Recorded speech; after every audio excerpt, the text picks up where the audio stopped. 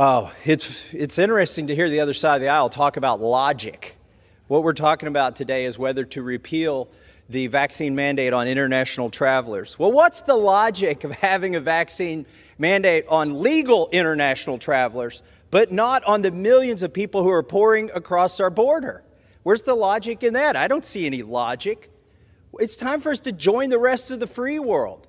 You want a list of countries that don't have this mandate? Australia, Japan, Mexico, Canada, Spain, Germany, France, Ukraine.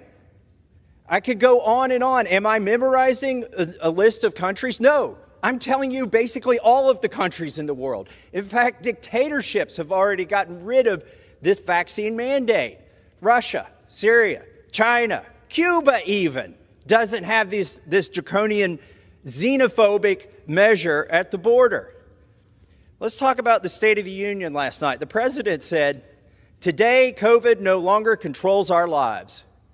Gee, I wish that were true. I wish that were true. Here's a letter I received. Now, it's from a foreigner who's related to Americans. Dear sir, and I'm an Australian. My daughter married an American in September of 2020. My wife and I were not allowed to visit for the wedding. Subsequently, due to the U.S. ban on unvaccinated arrivals, I have not seen my daughter in over 2 years. I appreciate your attempts at overturning this harsh rule. I am sure I speak for many separated families.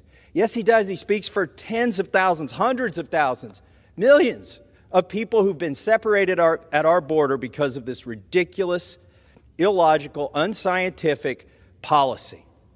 What else did the president say in his State of the Union last night? We opened our country back up. Well, we need to tell all the tourism industry that we've opened our country back up, because the U.S. Travel Association has stated this week, just this week, that it cost over $90 billion. This one policy has cost over $90 billion of revenue, of income to this country in tourism. And that's why they support getting rid of this ridiculous mandate. Now, what's the Democrats' argument over there? I've heard it already. I see they're very smug and smiling. They bleat about democracy. They bleat on and on about democracy. Is this democracy? Their best argument, virtually their only argument, is right here in the Whip's Daily Preview on the Democrat side. House Democrats have been stalwart in their defense of following science over playing with politics with COVID-19.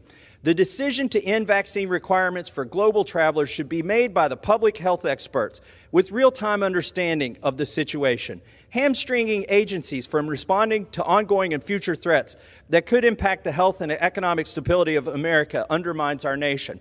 They are arguing that they are not qualified to vote on laws that affect the most basic human rights of people in this country and people wishing to visit this country. Imagine that, working so hard to get elected, preaching about democracy, and then getting here and saying, really, you know what, I don't think we should be voting on this because, well, I think the bureaucrats are probably more qualified than we are. The science is hard. Science is hard. That is basically their argument. Okay, so let's take their argument. Let's listen to the scientists, on the bureaucrats. What does the World Health Organization, what does the collection of global scientists say about this policy? Well, and this is real time because it was January 30th, 2023. They had a meeting, and they said, number 6 in their recommendations, continue to adjust any remaining international travel-related measures based on risk assessment and to not require proof of vaccination against COVID-19 as a prerequisite for international travel.